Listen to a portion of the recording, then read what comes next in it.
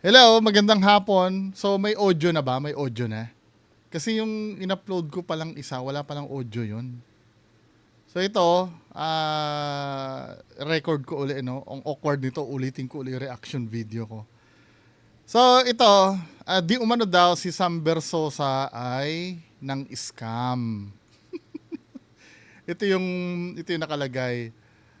Ito ay post ni Sir Louis Anthony G. Talao. Ito ay shinare ni nakita ko to. Shinare ito ni Kayo. Kung kilala niyo si Kayo, nanonood ba kayo kay Kayo? Ako nanonood ako dun eh. Nagde-debate kasi din yun. At yung mga nakaka-debate ni Kayo, mga dati ko rin kilala. Di ba? So sabing gano'n ni Kayo dito. Scammer agad. Grabe naman kayo. 3.5 inaangal nyo. Yung mga vloggers nga hindi nabayaran. Talo na nga eh, magbabayad pa. Unspoken code na yun sa networking. Grabe, be considerate naman. I don't know, sarcastic ba to? Pero ito yung istorya. So, sabing ganun nito ni Sir Louis Anthony G. Talao. Ayan, may picture ni Sam Bersosa. Hoy, Sam SB Bersosa, ang sabi ng mga coordinator nyo ay 3.5 ang ibabayad nyo sa aming mga nag-watcher para sa'yo.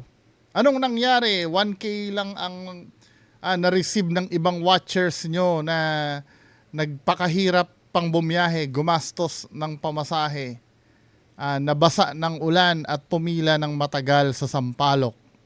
Una, ipinatawag nyo kami sa orientation nyo sa mga watchers at inabutan nyo kami ng 500. Kahit masama ang loob namin sa ibinigay nyo, naniwala sa kalahati ng 3.5 na napag-usapan at pumunta kami sa designated precinct namin ng 4 a.m. para magbantay. Dumating ang almusal na nakalagay sa papel ng instructions nyo sa watcher na dapat ay 5 to 7 a.m. Pero 9:30 a.m. na namin natanggap. Gutom, init at pagod ang tiniis namin para magbantay sa designated precinct namin at inabot kami hanggang pasado 11 p.m. Tapos ibibigay nyong bayad sa amin ay 1K? FYI, ang tinatakbo mong posisyon ay mayor at hindi barangay official. Nakakahiya naman sa 1.5 na kabayaran mo sa aming mga watchers mo, di ba? PS, hanggang ngayon wala pa po kaming bayad na natatanggap sa mga nag-watcher sa barangay 186. Baka gusto mo namang dagdagan yung 1.5 mo at baka gusto mo ring ipahatid yan sa coordinator nyo nang hindi na kami mamasahe papunta dyan sa opisina mo sa Sampaloc. Yun lang naman ay kung talagang mahal mo kaming Manileño. Salamat sa 1.5 ha. Update. Nakuha na namin yung 1K na dinala ng coordinator namin ngayon lang. Suma total na 1.5 para sa 19 hours na duty. Nakakatroma na never na uli magwa-watcher. Bantayan nyo sarili nyong boto, hindot. Hindi po charity ang ginagawa namin as poll watcher. Pinagtrabahuhan at pinagpaguran po namin yung sinisingil namin sa'yo. Please, paki-share po para makarating sa kanya, sa mga tauhan niya. So, di umano daw, ito yung, di umano, ay hindi sila binayaran ayon dun sa napagkasunduan. Tingnan nga natin yung post na yun. May 13 pinost yun after nung election eh. Ano na ngayon? May 15. Actually, 14 ko pinost, ginawa na reaction yun eh. In-upload ko na walang sounds. Diba? So ito, babasahin natin, no? Tingnan natin. Bagal? Alam mo, nakikita ko doon, kung totoo man yun, no, na hindi nagbayad na si Sam Bersosa, malaking part siguro nun ay yung pagkatalo niya. No? Kasi, syempre, alam mo yun, parang wala ka na ring gan. Kahit ako din naman. Alam mo yung wala ka ng ganang magbayad, talo eh. Di ba? Saan na ba yung may 13 pinost yun eh. So may tatahakin lang natin ano yung pinost. Ito. Sabi dito sa comment section, may comment pa nga dito eh. Merong mga hindi nakakaintindi din eh. Nabasa ko na to doon sa unang reaction video ko. Sabing gano'n nung isa, yan napapala nyo sa asa kasi kayo sa politiko, di kayo magbanat ng boto. Kung tutuusin, goods na yung 1.5. Hindi ate eh. Yung tinanggap kasi nila ay trabaho yon. Hindi naman ayuda yun eh. Tumanggap sila ng trabaho, katulad din yan ng kaya nga hindi mo pwede sabihin vote buying yan eh.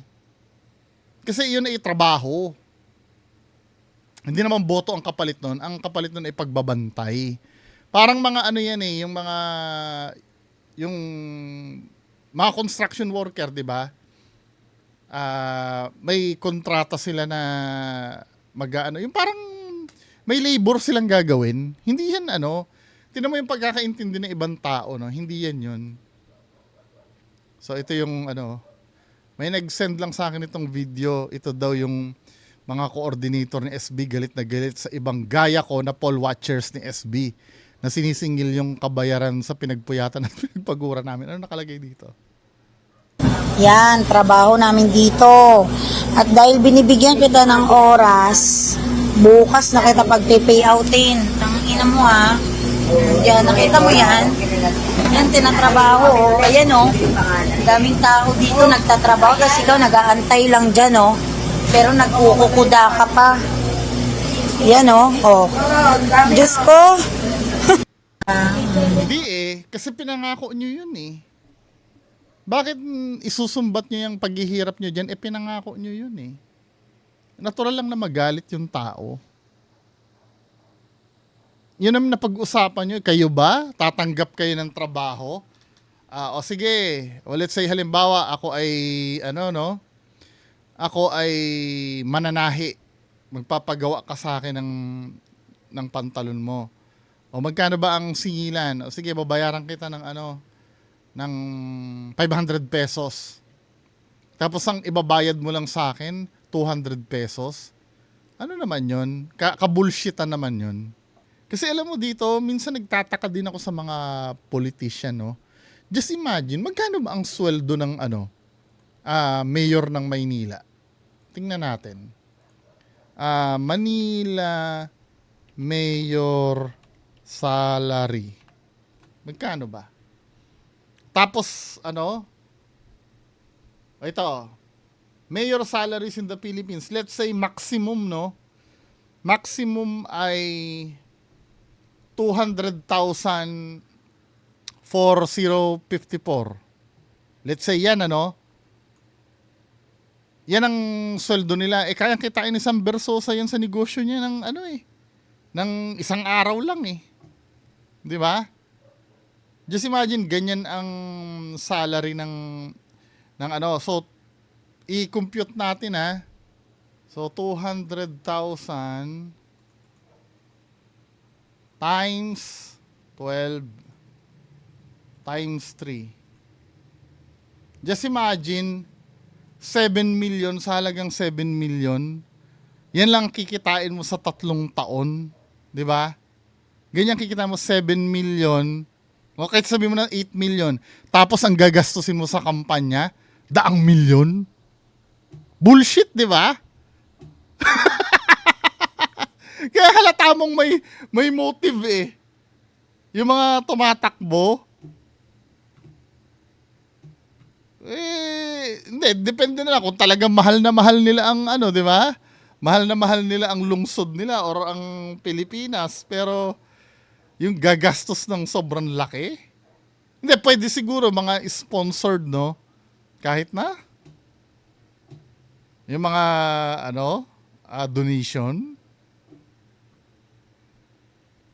Kaya sometimes makikita mo talagang may something pagdating, kaya may nagpapatayan talaga diyan eh. Most of them, barya lang itong 7 million sa kanila. Yan ang susweldohin mo. Makikipagpatayan ka sa politics. Anyway. Ang sabi nila, talo daw si SB. Totoo ba? Para namang hindi talo. Para namang hindi talo. Ang ganda namang sasakyan niya, ano? Sir, talo daw? Talo ba? Parang hindi naman. Aran di naman. Wala, niloloko nyo na lang sarili nyo yan eh. Talo naman talaga kayo. Parang di naman talo. Grabe. BMW. Talo daw? Gaganda na sasakyan niya, ano? Parang hindi naman talo. Sheesh. Paano nila na itabi-tabi yan? Paano niya na aalisin yung, ano? Yung, di ba? Siguro, pag inalis to nakaharap dito, ano, parang siniksik niya dun sa ano niya, no? Dun sa garahe niya. Anyway, kahit na ano pang sabihin nyo, talo pa rin eh. Hindi na gagamot nito yung pagkatalo nyo. Yung ganyan. Talo pa rin. Parang ang dating kasi nito, niloloko nyo lang ang sarili nyo nito eh. Wala, ganun talaga eh. Mas mahal ng taga Manila si Isko. Actually nga, katulad nung last vlog ko, di ba? Na pinost. Akala ko talaga maglalaban silang dalawa ni Isko eh. Pero wala. Nagsalita na ang taong bayan. Pwede ka naman tumulong nang hindi ka tumatakbo. Kaya nga hindi ko naiintindihan ba't kailangan pa ng posisyon kung ang layunin mo lang talaga ay tumulong, di ba? Now, yung mga umaangal na di umano'y iniskam mo daw, bayaran mo na lang. Di ba? Ngayon, pwede mong takbuhan niya. Paano pag sa susunod kung tatakbo ka uli? Makakalkal yan, di ba? Anyway, hingan din natin ng panig si Sir Sam Bersosa regarding this. Baka nako, binlock ka daw oh. Bakit po binlock mo ako, Sam? Binigay nyo po muna sana yung kabayaran sa pinagtatrabaho bago mo ako binlock. Di ba? Hindi siya takot maligal eh. Legit na account ito eh kay Sir Louie Anthony. Anyway, so yan yung walang boses na vlog ko. So yan lang po muna pag-uusapan natin ngayon. Magandang hapon sa inyo lahat. Bye-bye.